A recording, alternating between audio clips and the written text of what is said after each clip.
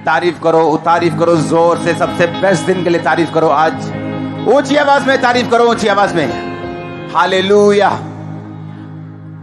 जिस तरह हम जानते कि वचन की गहराई में हम जा रहे हैं पिछले एक हफ्ते से, इसलिए मुझे यहां से वचन सुनाना पड़ रहा है क्योंकि वचन बहुत ज्यादा है। सबोपदेशक 9 उसकी 8 आयत को आप लिखेंगे, अभी स्क्रीन पे नहीं देखेंगे। यशायाह 11 उसकी 1 और 2 आयत, प्रेरितों के काम 1 उसकी 4 और 5 आयत, गलातियों 5 उसकी 22 और 23 आयत, यूहन्ना 14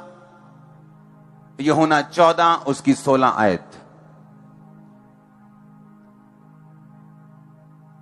यूहन्ना 16 उसकी 8 आयत। आज से हम पवित्र आत्मा के बारे में सीखेंगे और मेरा बिलीव है जब ये टीचिंग खत्म होगी, 1 2 3 हफ्ते लग जाएंगे इसे पार्ट्स में हम इसे सीखेंगे। और जब हम इसे सीख लेंगे आपकी लाइफ सेम नहीं रहने वाली। आपके बच्चे, आपके बुजुर्ग, आपकी लाइफ, आपका फाइनेंस, कुछ भी सेम नहीं रहने वाला। आमीन। ऊंचाई आशीष आपकी है। आप तैयार हैं पवित्र आत्मा के बारे में सीखने के लिए? बाइबल कहती है यूहन्ना 14 उसकी 16 आयत में प्रभु यीशु मसीह ने कहा, मैं पिता से विनती करूंगा कि वह तुम्हें एक और सहायक देगा कि वह सर्वदा तुम्हारे साथ रहे, अर्थात सत्य का आत्मा, जिसे संसार जिसे ग्रहण नहीं कर सकता क्योंकि ना वो उसे देखता ना वो उसे जानता। तुम उसे जानते हो क्योंकि वह तुम्हारे साथ रहता है और वो तुम में होगा। मैं तुम्हें अनाथ नहीं छोड़ूंगा, मैं तुम्हारे पास आता हूं। परमेश्वर ने कहा, मैं तुम्हें अनाथ नहीं छोड़ूंगा। उसने उन लोगों से नहीं बोला जिनके माता पिता नहीं थे, वो चेलों से बात कर रहा था और परमेश्वर कह रहा था कि मैं तुम्हें अनाथ नहीं छोड़ूंगा और मैं तुम्हें एक आत्मा दूंगा, एक सत्य का आत्मा दूंगा। इसका मतलब चाहे हमारे माता पिता हों, चाहे हम लाखों दोस्तों से घिरे हुए हों, चाहे हम अपने परिवार से घिरे हुए हों, अगर हमारे पास पवित्र आत्मा नहीं है तो हम अनाथ की तरह हैं। इसलिए प्रभु यीशु मसीह ने कहा, मैं तुम्हें अनाथ नहीं छोड़ूंगा। उसने ये नहीं कहा कि मैं तुम्हें अच्छे माता पिता दूंगा, अगर तुम्हारे माता पिता नहीं है मैं तुम्हें अच्छे रिश्तेदार दूंगा, अच्छी वाइफ दूंगा, हस्बैंड दूंगा, बच्चे दूंगा, तुम्हें अनाथ नहीं छोड़ूंगा। उसने कहा अगर तुम्हारे पास पवित्र आत्मा नहीं है तो तुम अनाथ की तरह हो। हम आज से पवित्र आत्मा के बारे में जानेंगे। ये आज पहला हफ्ता है। हु इज होली स्पिरिट इसका टाइटल होगा। पवित्र आत्मा कौन है, वो हमारी जिंदगी में क्यों आना चाहता है और परमेश्वर का उसका भेजने का मकसद क्या है। अगर आज थर्सडे, संडे, अगला थर्सडे, कुछ हफ्ते लगातार पवित्र आत्मा के बारे में हम सुनेंगे और अगर आपने इस वचन को ध्यान से सुन लिया, आप वो रिजल्ट लेने पाओगे जो आपने कभी सोचे भी नहीं अपनी लाइफ में। आपको बोल रहा हूं। अब हमको ये बात समझने की यीशु मसीह ने क्यों कहा कि मैं तुम्हें अनाथ नहीं छोड़ूंगा, मैं पिता से विनती करूंगा, वो तुम्हें एक और सहायक देगा जो सर्वदा तुम्हारे साथ रहे, अर्थात सत्य का आत्मा जिसे संसार ग्रहण नहीं कर सकता, जिसके अंदर परमेश्वर का आत्मा है। परमेश्वर यीशु मसीह ने निशानी बताई कि संसार तुम्हें ग्रहण फिर नहीं करेगा। संसार तुम्हें ग्रहण नहीं करेगा क्योंकि वो उस आत्मा को ना तो जानता है ना तो उसे देख सकता है, पर तुम उसे जानते हो, तुमने उसे देखा है, वह तुम्हारे साथ रहता है और वो तुम में होगा। परमेश्वर ने कहा वो तुम्हारे साथ रहता है, यानी यीशु मसीह अपने शारीरिक रूप की बात कर रहे हैं। अपने चेलों से कहे कि वो तुम्हारे साथ रहता है, यानी वो मुझ में है और अब मैं तुम्हारे साथ रह रहा हूं, लेकिन एक समय आएगा जब मैं बादलों पर उठा लिया जाऊंगा, फिर वो तुम में होगा, फिर वो तुम्हारे अंदर होगा।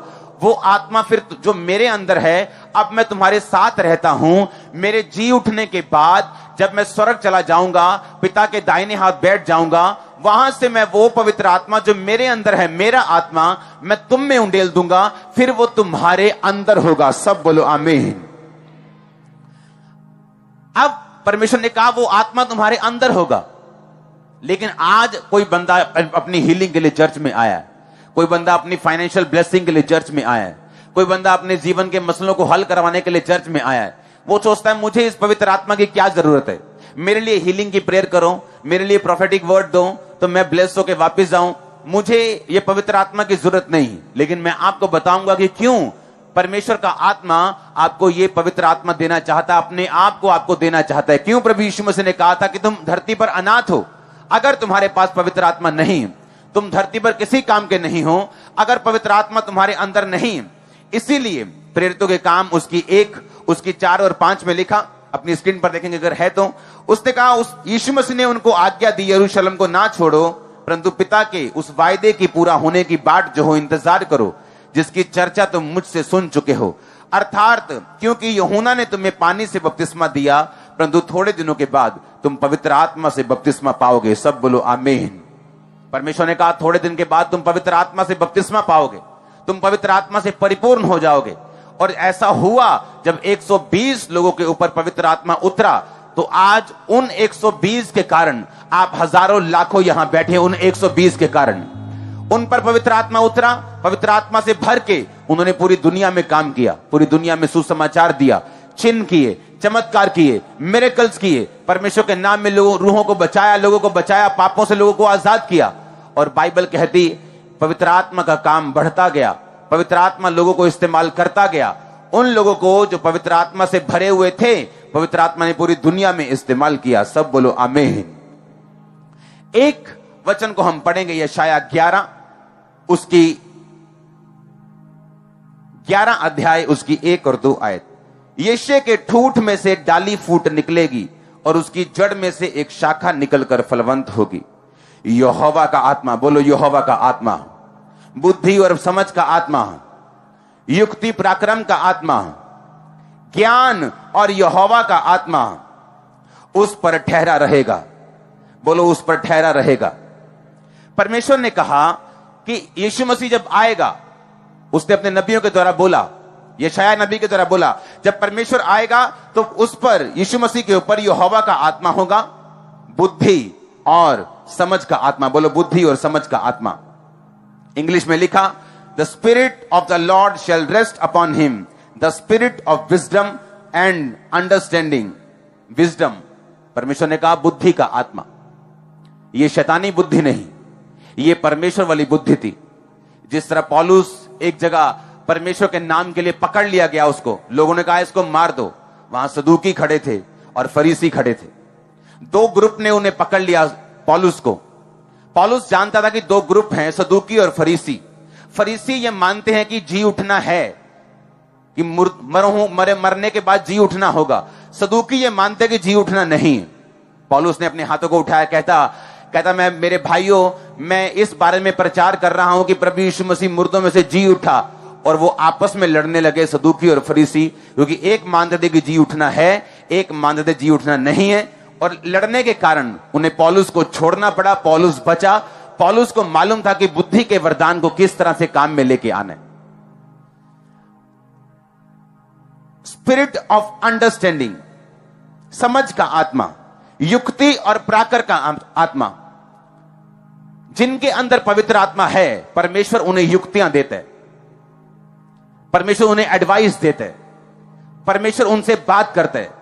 आप में और आपके हाईएस्ट लेवल के फाइनेंशियल ब्लेसिंग में एक युक्ति का फर्क है। आपके और आपकी मिनिस्ट्री की ग्रोथ में एक युक्ति का फर्क है।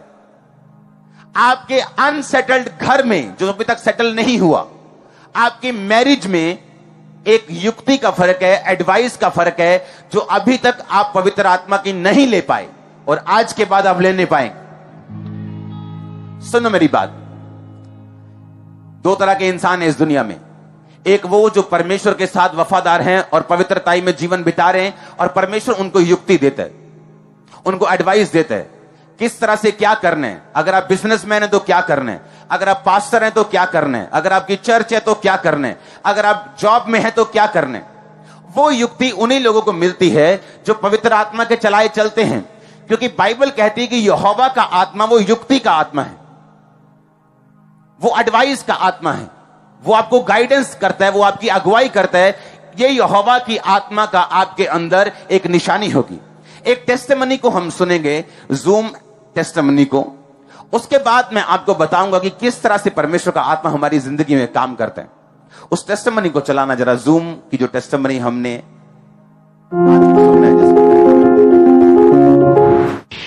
सबको जय मसीह की। मेरा नाम आकाश है और मैं महाराष्ट्र अहमदनगर से हूँ। जैसे मेरे बेटे का जन्म हुआ तो उसे तुरंत मुझे, मतलब मेरे घर वालों को, मेरे वाइफ को, मुझे डॉक्टर ने देखने भी नहीं दिया बेबी को, और वैसे उन्होंने दूसरे हॉस्पिटल शिफ्ट किया मेरे बेबी को। और हॉस्पिटल शिफ्ट करने के बाद डॉक्टर ने बोला कि आपके जो बेबी के जो लंग्स है, वो लंग्स सिर्फ 20% एक्टिवेट है और उसे सांस लेने में भी बहुत दिक्कत आ रही है और उसकी मतलब बेबी कच्चा है, उनके मुताबिक बेबी कच्चा है ऐसे वो बोले, और उसको एडमिट करना पड़ेगा। तो डॉक्टर ने उसे एडमिट करने के बाद 5 दिन तक उन्होंने वेंटिलेटर पे रखा, और डॉक्टर के मुताबिक बेबी जो है उसे मतलब उसके लंग्स जो है वो पत्थर के जैसे, जैसे कि आम आदमी के जो लंग्स रहते वो जो मतलब स्पंज की तरह होते, तो वो मेरे बेबी के नहीं थे।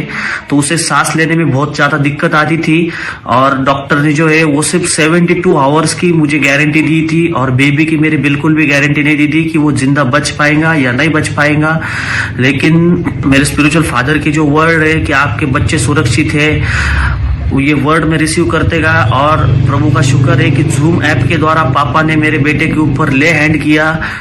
ये कौन है? ये इतना छोटा बच्चा, इसके लंग्स डैमेज है? कौन है ये? इसके क्या है प्रॉब्लम? इसके सच में लंग्स डैमेज है? जय मसीह की पापा। इसके लंग्स, इसके फेफड़ों को क्या हुआ?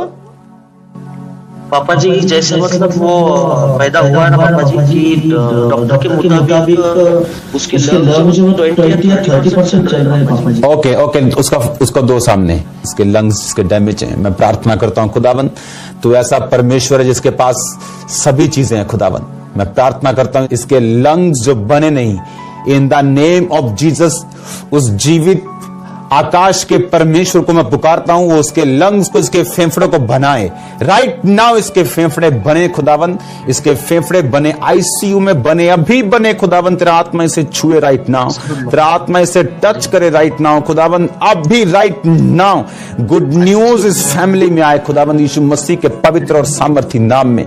तेरा आत्मा इसे छुए खुदावन, यीशु मसीह के पवित्र नाम में। ये मेरे लाइफ का सबसे बड़ा मिरेकल था कि जैसे ही पापा ने ले हैंड किया, और जो मेरे बेबी के ऊपर जो वर्ड रिलीज किए कि आईसीयू में उसके लंग्स बन गए, फेफड़े वगैरह सब कुछ, जो आंतड़े थे, जो लीवर किडनी का जो प्रॉब्लम था वो भी सारा बनना चालू हुए। डॉक्टर भी हैरान थे कि ये इसके जो भी कुछ टेस्ट करवा रहे हैं ये सब नॉर्मल ही आ रहे हैं। और उसके बाद बेबी मेरा पूरा डिस्चार्ज होके पूरा हेल्दी और पूरी एक्टिविटीज के साथ, कोई उसको सांस लेने की तकलीफ नहीं, एकदम नॉर्मली आज मेरा बेबी मेरे घर में प्रभु ने आज लौटा दिया। इस बड़े छुटकारे के लिए मैं प्रभु का बहुत बहुत ज्यादा शुक्रिया अदा करता हूँ। और प्रभु के दास अपोस्टल अंकुर नरोला जी। टेस्टिमनी, हाँ आपने सुनी टेस्टिमनी? एक दिन मैं बैठा हूं और परमेश्वर ने कहा कि अभी टाइम, मैंने आपको बताया था कि हॉस्पिटल प्रेयर लाइन शुरू होगी, कि लोग बोलते हैं कि अच्छा इतना ही तुम में पावर है, तुम हॉस्पिटल में क्यों नहीं जाते, चर्चों में बैठ के प्रार्थना करते रहते हो, ये तुमने लोग खरीदे होते। मैंने कहा चिंता मत करो, हॉस्पिटल के अंदर जाके प्रार्थना करेंगे, यू डोंट वरी। और सुनो, मैंने कहा था कि अगर हम फिजिकली जाएंगे तो कितनों में चले जाएंगे, ठीक है, हॉस्पिटल प्रेयर लाइन शुरू करेंगे मरते हुए लोगों के लिए, सीरियस पेशेंट्स के लिए। ऑनलाइन हम प्रार्थना करेंगे, हॉस्पिटल के अंदर से प्रार्थना करेंगे। सुनो मेरी बात, एक है युक्ति का आत्मा।